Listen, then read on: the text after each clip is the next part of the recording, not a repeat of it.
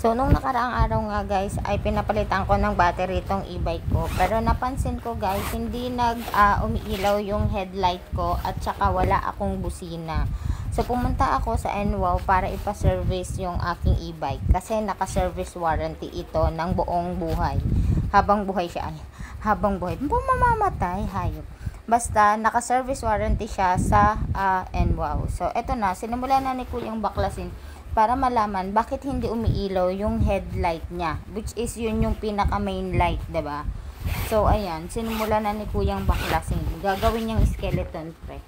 Anyway, so inano ko to guys, nagtatanong si Kuya kung ano ba ang nangyari. Sabi ko, ewan ko din kasi hindi ko din talaga alam kung ano nangyari dyan guys. Siguro nababad sa nabasa kasi stuck yung mga switch niya guys.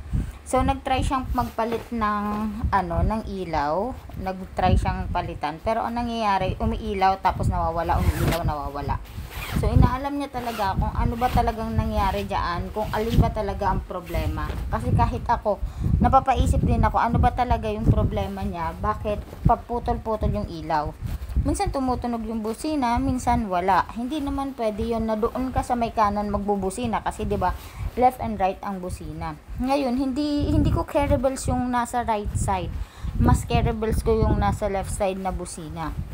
So ayan guys, naka-open lang siya habang inayos ni Kuya kasi pinifigure out niya dyan guys kung bakit ba hindi siya umiilaw. Imaayos naman yung wirings niya. Tinry niyang palitan ng ilaw. Maganda tong ilaw na to guys eh. Yung ipapalit niya sana. Ayan siya guys oh. Pero nung nakita ko na umilaw naman siya gamit yung old na bulb, tinanong niya ako kung papalitan ba. Yung ipapalit guys 280 pesos. So sabi ko wag na kasi umiilaw naman pala siya eh. Alam nyo guys kung anong mga sira nito, yung mga switch niya. So nagpalit ako ng ng switch, yung up and down oh. So ito guys yun oh. Ito na guys. Ayan, umiilaw.